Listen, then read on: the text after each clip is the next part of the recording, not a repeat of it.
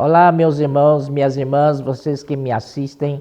Salut mes frères et sœurs, vous qui me regardez, bonjour à tous.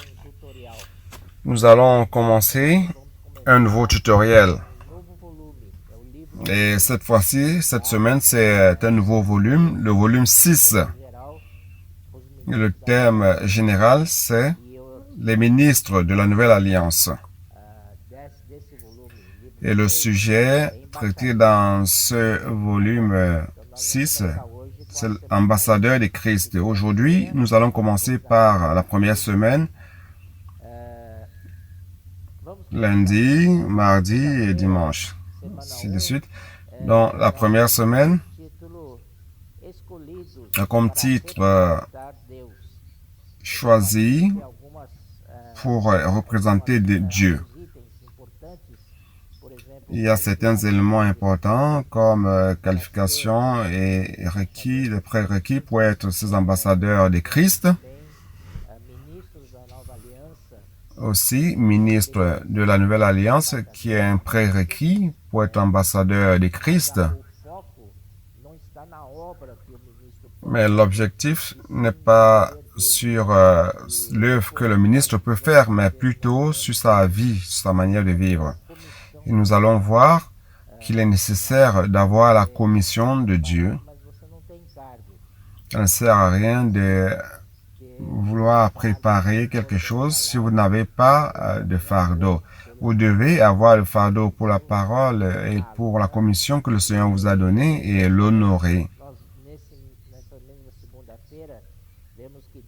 Et ce lundi-là aussi, nous voyons que Dieu est l'autorité la plus élevée de l'univers.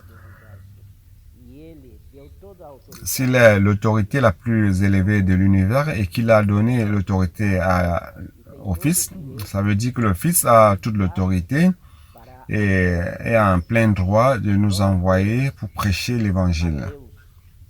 Allons lire Matthieu 29, 18. Ici, il est dit: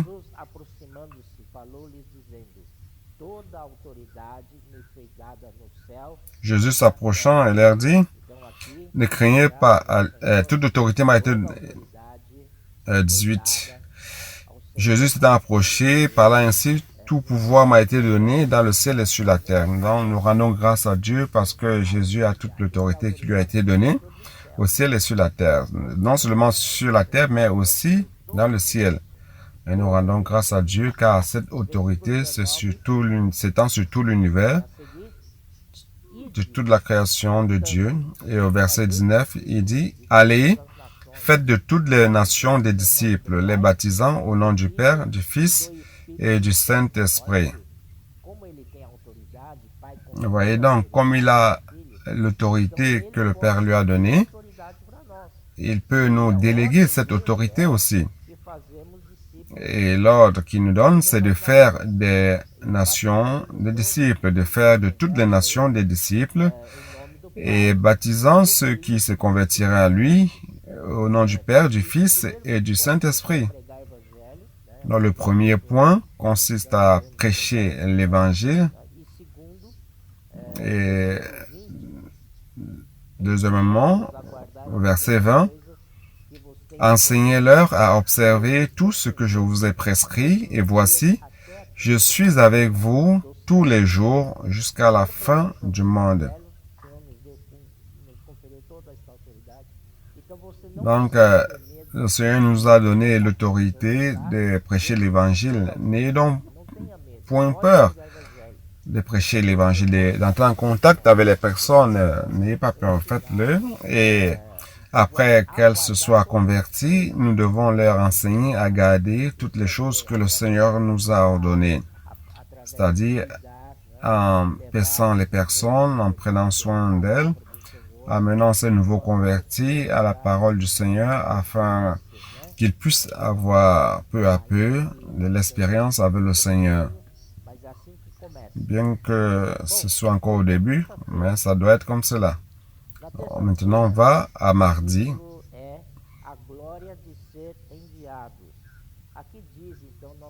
Le titre, c'est la gloire d'être envoyé. Donc, ici, il nous montre que nous sommes envoyés C'est quoi un ambassadeur de Christ? Un ambassadeur de Christ, c'est un envoyé. Il a l'autorité, il a la commission de Christ et l'autorité que Dieu lui a confiée. Donc, il ne doit pas rester statique sans rien faire. Nous devons avancer, marcher et prêcher l'Évangile. Okay? Donc, je vais lire un verset qui est dans Jean 20, 21, qui parle de cela. Jean 20, 21.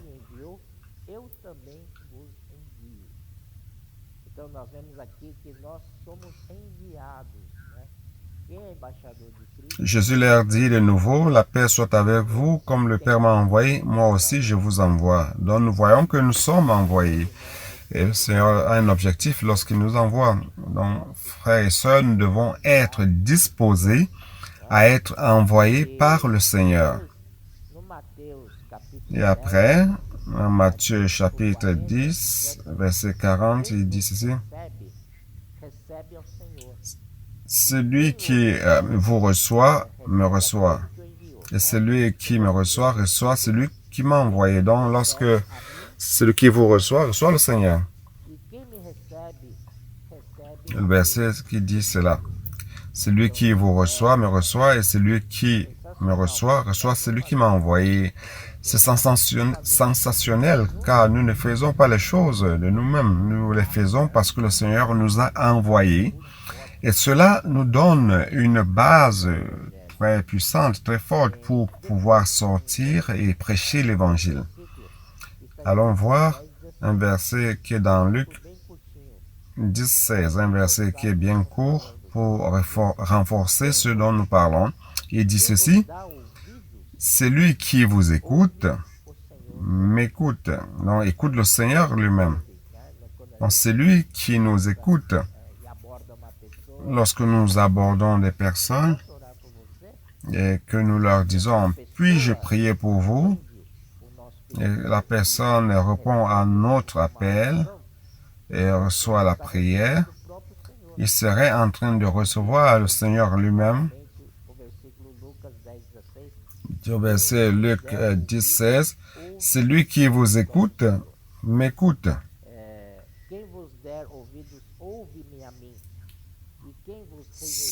Donc, celui qui vous écoute, écoute le Seigneur lui-même. Et il dit ici au verset 16, « Celui qui vous écoute m'écoute, et celui qui vous rejette me rejette. Et celui qui me rejette, rejette celui qui m'a envoyé. » C'est toute une chaîne, n'est-ce pas? Le Père est la source. Et Dieu a confié toute l'autorité au Fils. Et le Fils nous envoie. Donc, si les personnes ne nous reçoivent pas, ça veut dire qu'elles ne reçoivent ni le Seigneur, ni Dieu le Père lui-même. Il nous encourage à prêcher l'Évangile. Il y a un autre élément très important que j'ai pris de mardi qui traite de la responsabilité d'un ambassadeur. Donc, premièrement, nous ne devons pas nous considérer petits ou faibles. Ce n'est pas notre condition qui va déterminer si nous serons ambassadeurs ou non. Cela ne dépend pas de notre sentiment ou du fait que nous trouvions dignes ou non, ou que vous pensiez, ah, je me sens pas bien, je suis pas bien, je peux pas assumer cette fonction d'ambassadeur de Christ. Cela ne dépend pas du fait d'être faible ou petit, mais c'est Dieu qui choisit, c'est le Fils en fait qui choisit. Cela ne dépend pas de notre condition. Et un autre élément, c'est que sa force, votre force vient de celui qui vous a envoyé. Donc notre force vient de celui qui nous a envoyé. Le verset c'est 1 Corinthiens 13, 4. Pardon, c'est 2 Corinthiens, chapitre 13, verset 4. Car il a été crucifié à cause de sa faiblesse, mais il vit par la puissance de Dieu. Nous aussi, nous sommes faibles en lui, mais nous vivrons avec lui par la puissance de Dieu pour agir envers vous. Gloire à Dieu. Donc nous vivons par la puissance de Dieu. Ce n'est pas par votre propre puissance, car vous n'en avez même pas. Nous sommes faibles, petits et faibles. Cependant, lorsque nous assumons cette fonction, c'est Dieu qui nous donne la puissance. Et un autre élément que j'ai épuisé dans mardi, c'est que peu importe qui nous sommes, mais plutôt celui que nous représentons, nous avons été appelés pour le représenter. J'ai trouvé cette phrase très importante, très cruciale. Peu importe qui nous sommes, si vous êtes faible ou petit, peu importe. Mais ce qui importe, c'est celui que nous représentons. Nous sommes envoyés pour le représenter. L'auteur de cette semaine, qui est Miguel Ma, a fait une analogie, a donné un exemple que j'ai trouvé fantastique. Il a dit, si je suis envoyé par le président de la République pour le représenter dans une association industrielle, par exemple, bien que je ne suis rien, je serai là, représentant le président.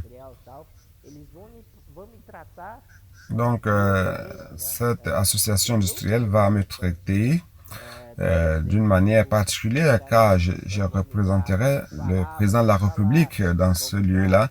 Ils vont me permettre de parler, me permettre de m'asseoir dans des lieux d'honneur. C'est cela, représenter. Vous ne faites rien, mais vous êtes là pour représenter quelqu'un qui est plus élevé que vous. Donc, dans notre cas, nous représentons Dieu, qui est le chef de l'univers, le propriétaire de l'univers et de toute la terre. Il a aussi donné un autre exemple. Si je vais, par exemple, représenter le commerçant du coin, de la boutique du coin, est-ce que les gens vont me donner tant d'importance? Pas du tout. Donc, qui représentons-nous? Nous représentons Dieu lui-même. Nous sommes là pour le représenter. Allons à mercredi. Mercredi a comme titre « Ambassadeur réconcilié avec Dieu ». Pour le représenter, nous devons premièrement le connaître, savoir ce qui lui plaît et ce qu'il pense. Cela est très important. Cela vient à travers notre communion avec lui et à travers nos expériences quotidiennes avec lui, dans la parole, dans la pratique. Ainsi, nous allons connaître de plus en plus notre Dieu d'une manière plus intime. Nous allons mieux le connaître. Et un autre point, c'est avoir l'expérience de la réconciliation. Donc, comme ambassadeur de Dieu, nous devons, avant de demander aux personnes de se réconcilier à Dieu, nous devons nous-mêmes nous réconcilier à Dieu. En 2 Corinthiens, chapitre 5, versets 18 et 19, qui disent ceci, « Et tout cela vient de Dieu qui nous a réconciliés avec lui-même et qui nous a donné le ministère de la réconciliation. »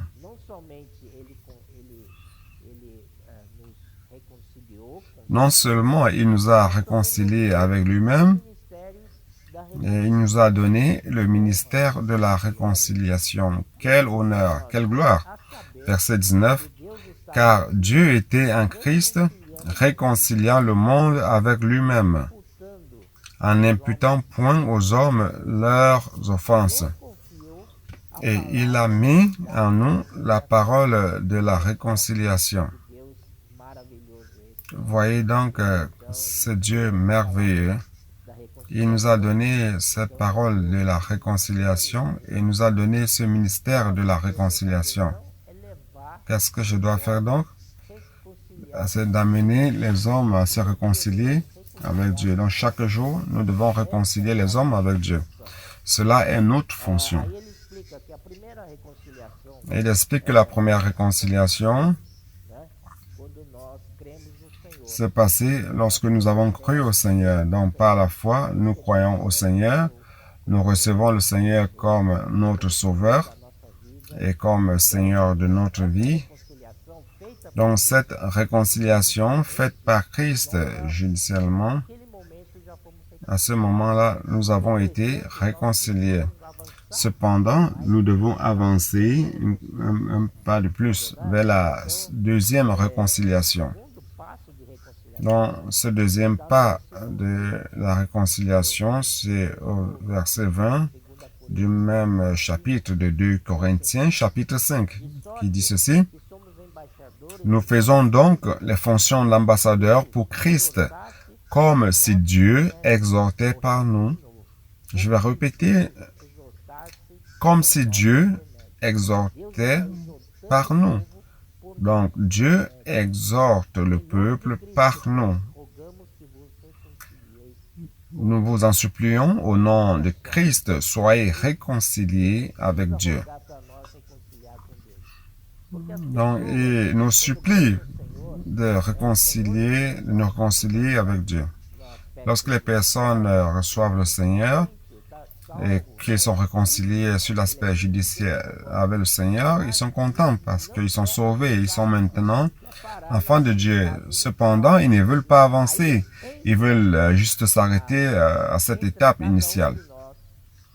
C'est alors que chacun de nous entre en jeu pour les exhorter, les supplier à ne pas rester statiques et se contenter de leur position, mais ils doivent avancer dans le sens de se réconcilier davantage avec Dieu. Et cette deuxième réconciliation, c'est la réconciliation organique. Et nous en avons besoin chaque jour. Il y a un élément qui dit ceci. Penser comme il pense. Nous voulons ce qu'il veut et nous apprécions ce qu'il apprécie. Donc nous devons penser comme il pense, vouloir ce qu'il désire et apprécier ce qu'il apprécie. C'est-à-dire connaître celui qui nous a envoyé, notre envoyeur. C'est seulement en cela que nous pourrons être des fidèles ambassadeurs de Christ. Il y a un verset ici qui est dans 1 Corinthiens 2,16 qui dit ceci. Car qui a connu la pensée du Seigneur pour l'instruire? Or nous avons la pensée de Christ. Connaître le Seigneur, c'est connaître la pensée de Christ. Cela est très important. C'est un rapport avec notre expérience avec lui, notre communion individuelle, notre vie avec les frères et les sœurs dans la vie d'église. Nous allons le connaître davantage, un peu plus. Philippiens 2,5 qui dit ceci.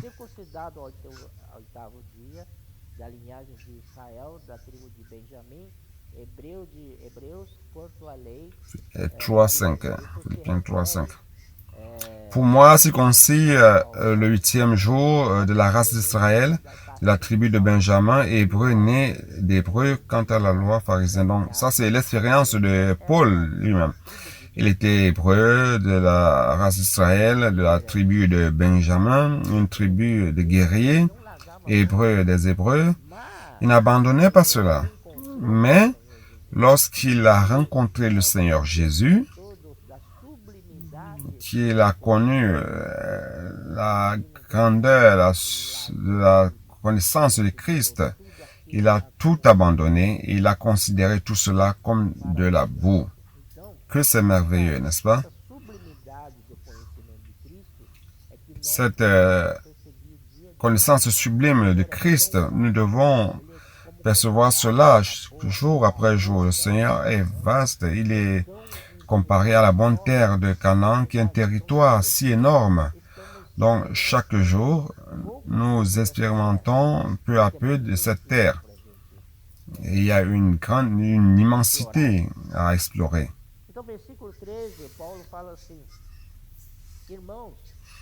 Dans le verset 13 dit ceci, « Frère, je ne pense pas l'avoir saisi, mais je fais une chose, oubliant ce qui est en arrière et me portant vers ce qui est en avant. »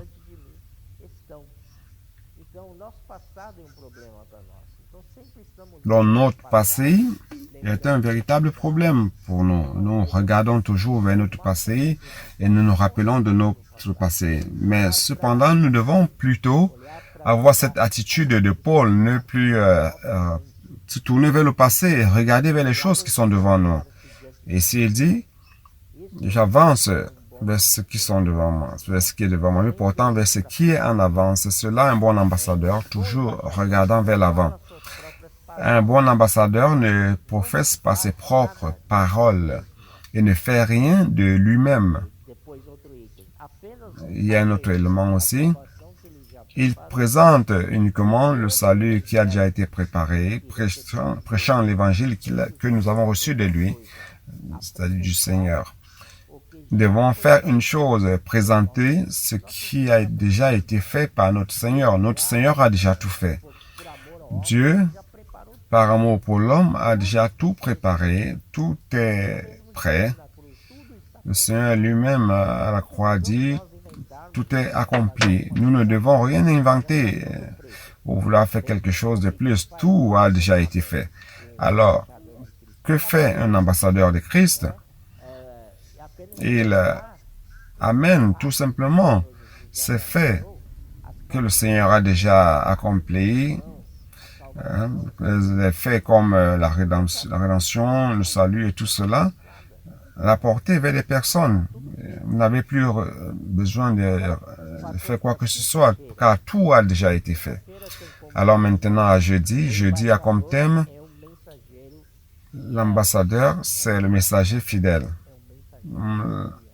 L'ambassadeur, c'est le messager fidèle. Le choix lui appartient, c'est lui qui nous a choisis, c'est Dieu, c'est Christ. Le choix lui appartient. Constituons-nous de sa parole, sa vie, son esprit et son autorité afin que nous puissions le représenter. Je n'ai pas demandé à être choisi comme ambassadeur de Christ, c'est lui qui m'a choisi. Donc, je dois être fidèle à ce choix. Et pour cela, il nous a constitué de sa vie, pour cela, il nous a constitué de sa parole, et pour cela aussi, il nous a donné son esprit. Et aussi son autorité, afin que nous puissions le représenter. Donc, lorsque vous allez parler de l'évangile à quelqu'un, n'ayez pas peur de ce que vous allez dire. Tout ce que vous avez à faire, c'est d'ouvrir la bouche et le Seigneur mettra les paroles. Ça, c'est un miracle. J'ai déjà vécu plusieurs fois cela. Je n'ai rien à dire et tout d'un coup, le Seigneur remplit ma bouche de paroles. Et nous avons aussi été encouragés à aborder les personnes en leur disant « Puis-je prier pour vous ?» Le frère Pedro nous a même encouragés à laisser échapper cette phrase. Une fois que vous avez dit « Puis-je prier pour vous ?» vous serez obligé de prier pour elle. Donc cela c'est très bien, n'est-ce pas? Et un autre point, c'est le Seigneur écrit une lettre à l'intérieur de nous. C'est dans 2 Corinthiens 3, 2 à 3. 2 Corinthiens 3, 2 à 3. C'est vous qui êtes notre lettre écrite dans nos cœurs, connue et lue de tous les hommes. Vous êtes manifestement une lettre de Christ, écrite par notre ministère, non avec de l'encre, mais avec l'esprit du Dieu vivant, non sur des tables de pierre, mais sur des tables de chair, sur les cœurs.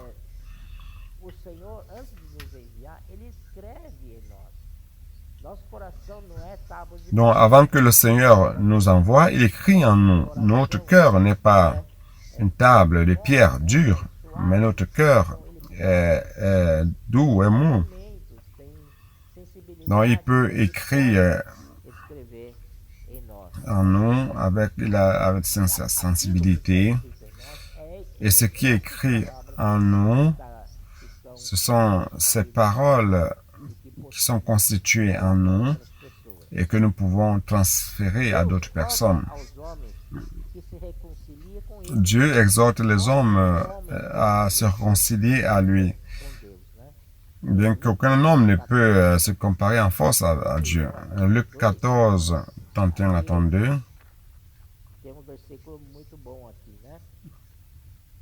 Nous avons un verset très bon ici.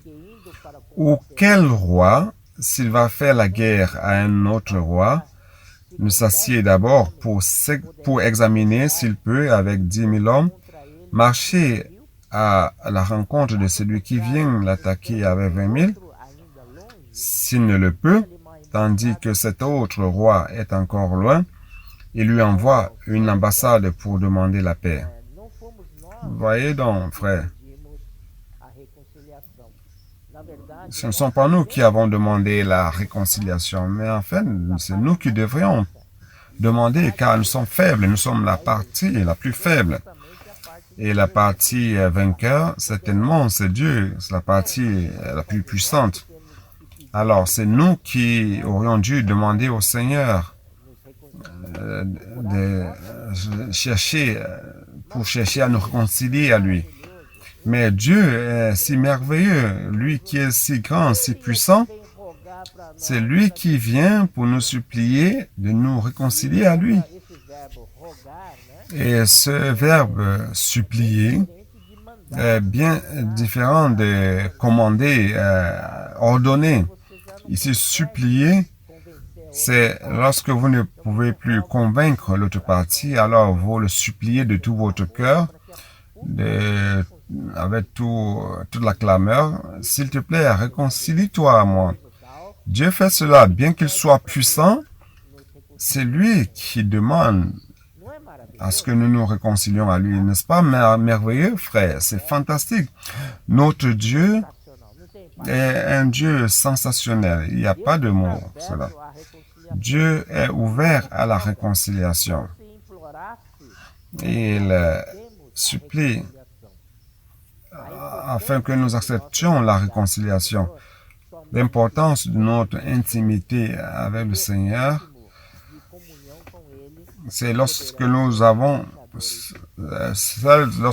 une vie de communion intime avec lui que nous pourrons être ambassadeurs. C'est important que nous développions une relation intime avec Dieu par la prière et par la lecture de la parole. Ces deux derniers points que je vous ai lus, l'auteur a eu ce fardeau de nous amener à avoir une communion personnelle avec le Seigneur, pour avoir une relation directe avec le Seigneur, afin que nous puissions le connaître davantage, l'expérimenter davantage. Il dit ceci, c'est d'une extrême importance que nous développions une relation intime avec Dieu par la prière et par la lecture de la parole. Donc, vendredi, le thème, c'est représentant de la patrie céleste. Notre patrie est dans les cieux, d'où nous attendons aussi le Sauveur Jésus-Christ. C'est dans Philippiens 3, 20. Mais notre cité, à nous, est dans les cieux, d'où nous attendons aussi comme Sauveur le Seigneur Jésus-Christ. Bien-aimés, je vous exhorte comme 1 Pierre 2, 11. Je vous exhorte comme pèlerins et étrangers. Dans ce verset, je vais le lire, c'est dans 1 Pierre 2, 11. Bien-aimés, je vous exhorte comme étrangers et voyageurs sur la terre à vous abstenir des convoitises charnelles qui font la guerre à l'âme. Dans ce verset et celui de Philippiens montre que notre patrie est dans le ciel. Nous vivons sur la terre, mais ce n'est pas notre patrie, notre véritable patrie. Nous sommes ici temporairement sur terre. La terre n'est pas notre patrie. Donc, vous ne pouvez pas établir des racines ici sur terre. Abraham, par exemple, vivait d'hôtel et de tente. Toute sa vie, c'était la tente et l'autel. L'autel pour avoir la communion avec Dieu, invoquer le nom du Seigneur. Et la tente, c'est pour qu'il n'établisse pas son habitation sur terre. C'est un bon exemple pour nous. Et un autre verset dans 1 Pierre 2 qui montre que nous sommes étrangers et voyageurs. Donc cette terre n'est pas la nôtre. Nous appartenons à une autre patrie. Nous rendons grâce au Seigneur. Si le monde vous déteste,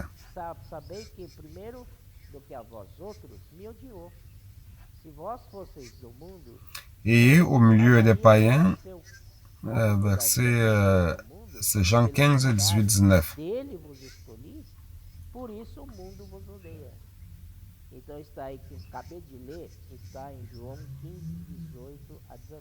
En 15, 18, 19, si le monde vous hait, sachez qu'il m'a haï avant vous. Si vous étiez du monde, le monde aimerait ce qui est à lui. Mais parce que vous n'êtes pas du monde et que je vous ai choisi du milieu du monde, à cause de cela, le monde vous haït. Donc le Seigneur nous montre que le monde ne va pas nous accueillir comme il a aussi haï le Seigneur. Donc il ne va pas nous accueillir non plus. Donc si nous aimons le monde, nous allons dans la mauvaise direction, car le monde n'est pas notre patrie. Le monde n'est pas notre lieu permanent, notre lieu de demeure. L'ambassadeur doit toujours compter sur son gouvernement ou sur son gouvernant. Et lorsqu'il y a une situation qui apparaît, il doit consulter l'autorité qu'il a envoyée. Nous avons premièrement la prière qui est une forme de lien, de communication directe avec Dieu. Nous avons la parole qui est notre manuel d'utilisation et l'esprit qui nous connecte avec le ciel. Donc tout cela, c'est pour que nous ayons la communion. J'ai pris ça de la nourriture quotidienne vendredi qui peut nous aider, qui peut beaucoup nous aider. Donc ce texte dit, nous ne sommes pas du monde, nous sommes du royaume des cieux. Gloire à Dieu. Bien que nous vivions des temps difficiles, nous avons sa parole pour nous alimenter. Alors, Colossiens 3, 16, il dit ceci, que la parole de Christ habite parmi vous abondamment. Instruisez-vous et exhortez-vous les uns les autres en toute sagesse par des psaumes, par des hymnes, par des cantiques spirituels, chantant à Dieu dans vos cœurs sous l'inspiration de la grâce.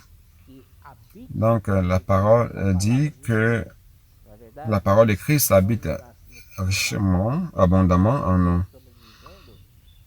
Donc, dans les temps difficiles que nous vivons, c'est la parole qui nous soutient, c'est notre soutien. C'est elle qui nous maintient vivants. Nous avons aussi 2 Timothée 3, 15. Dès ton enfance, tu connais les saintes lettres qui peuvent te rendre sage à salut par la foi en Jésus-Christ. Non, l'auteur de cette semaine nous montre l'importance de la parole écrite. La parole sacrée. Nous devons avoir beaucoup de connaissances avec la parole et la Bible quotidiennement. Utiliser le calendrier de lecture par an. Si nous faisons cela, nous serions en train de remplir notre intérieur de la parole. Donc, premièrement, c'est le logos. Mais lorsqu'elle entre en nous, elle devient Rhéma. Et lorsque nous sommes devant une circonstance et que la parole est nécessaire, cette parole Logos se transforme en Rhéma et la parole Rhéma pourra donc vous aider et aider les autres personnes. Allons à samedi. Samedi a comme thème la responsabilité des ambassadeurs. Une des fonctions, c'est de prendre soin de ses compatriotes et prendre soin d'eux sur la terre étrangère. Donc notre fonction, c'est de prendre soin de nos frères, nos compatriotes du royaume céleste. Nous sommes des minorités dans les pays étrangers où nous vivons. Durant le début de la pandémie, il y avait des citoyens brésiliens éparpillés de par le monde. Et par rapport à ces pays étrangers, ils étaient des voyageurs, des étrangers, des voyageurs dans ces pays-là. Alors, qu'est-ce qui s'est passé? Chaque ambassade du Brésil dans ce pays est entrée en jeu pour rapatrier ces citoyens brésiliens vers le Brésil. Donc l'ambassade a cette fonction de prendre soin des concitoyens dans ce pays-là afin que tout se passe bien. Ils prennent soin d'eux aussi. Et encore plus, nous qui sommes représentants du royaume céleste, de notre patrie céleste. N'est-ce pas? Donc, que faisons-nous sur cette terre? Nous prenons soin de nos frères qui sont nos concitoyens. Nous les protégeons dans des situations graves comme celle que je venais de raconter.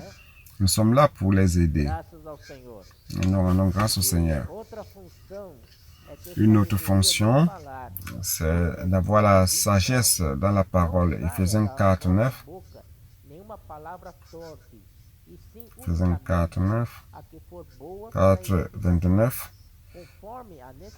Qu'il ne sorte de votre bouche aucune parole mauvaise, mais s'il y a lieu, quelques bonnes paroles qui servent à l'édification et communiquent une grâce à ceux qui l'entendent. Donc notre parole, notre parler est très important par rapport à nos concitoyens. Nous devons toujours avoir une parole qui édifie, qui encourage, qui élève le moral. Donc notre parole est très importante. Colossiens 4, 5 dit ceci. Conduisez-vous avec sagesse envers ceux du dehors et rachetez le temps.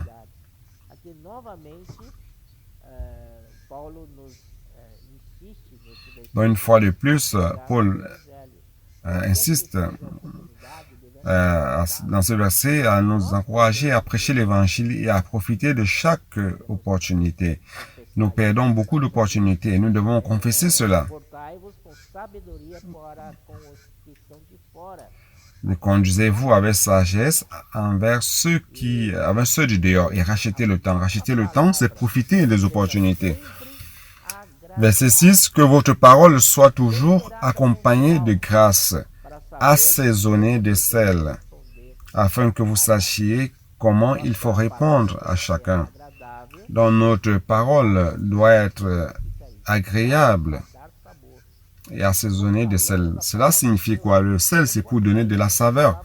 Donc lorsque nous professons la parole de Dieu, elle ne doit pas sortir sans sel, sans aucun goût.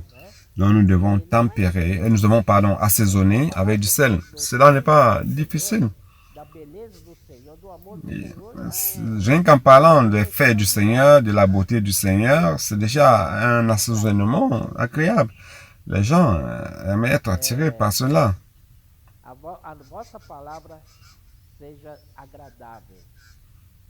Que votre parole soit toujours accompagnée de grâce, c'est-à-dire agréable, assaisonnée de sel, afin que vous sachiez comment il faut répondre à chacun. Notre parole est très importante. Et pour parler, nous devons être remplis abondamment de la parole de Christ. Donc, dimanche dit que nous sommes coopérateurs de Dieu. Coopérateurs de Dieu. 2 Corinthiens, chapitre 6, verset 1. 2 Corinthiens 6, 1. Puisque nous travaillons, c'était 2 Corinthiens 6, 1. Donc, maintenant, 1 Corinthiens 3, 9. 1 Corinthiens 3, 9. Car nous sommes ouvriers avec Dieu, vous êtes le champ de Dieu, l'édifice de Dieu. Ici, il nous montre que nous sommes coopérateurs de Dieu. L'ambassadeur, c'est un coopérateur aussi. Coopérateur, c'est celui qui aide, qui est toujours avec le Seigneur. Dans tout ce qu'il fait, nous le faisons avec lui. Où qu'il aille, nous allons avec lui. Donc, nous sommes toujours ensemble. Et ce coopérateur doit se réjouir de la grâce de Dieu. 1 Corinthiens 15, 10.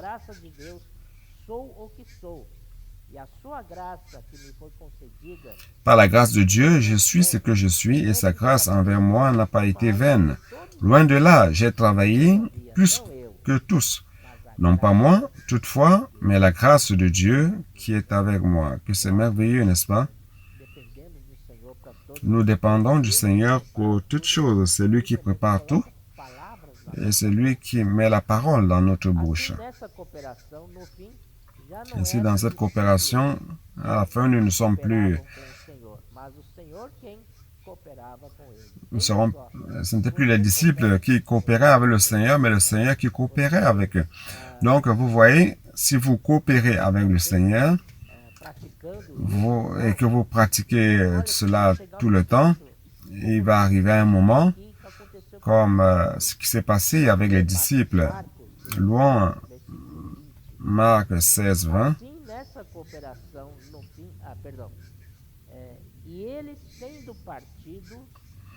Et ils s'en allèrent prêcher partout. Le Seigneur travaillait avec eux, c'est-à-dire que le Seigneur coopérait avec eux et confirmait la parole par les miracles qui l'accompagnaient. Donc nous commençons à coopérer avec le Seigneur. Nous observons comment le Seigneur réagit selon les situations et nous apprenons cela. Et nous commençons aussi à faire ce que le Seigneur fait, apprenant avec lui. Et après, le Seigneur finit par coopérer avec nous. Cela, c'est très important. Nous commençons à partir de rien et le Seigneur commence à coopérer avec nous. Cela est très important. Conclusion. Je tirerai du dimanche cette partie. Je l'ai prise du dimanche. Je vais vous lire. Dieu a besoin des personnes avec ce cœur et nous a choisis pour cela. Non par notre propre capacité, mais par la puissance de sa vie, de son esprit et de sa parole. Nous ne nous sentons pas capables de coopérer avec Dieu. Avoir ce sentiment nous amène à dépendre du Seigneur chaque fois que nous sommes envoyés par lui. La sensation d'incapacité nous amène à intensifier notre communion avec Dieu, produisant une coopération selon sa volonté. J'espère que vous avez aimé et que ce tutoriel vous a aidé. Que le Seigneur vous bénisse et nous tous. Jésus est le Seigneur.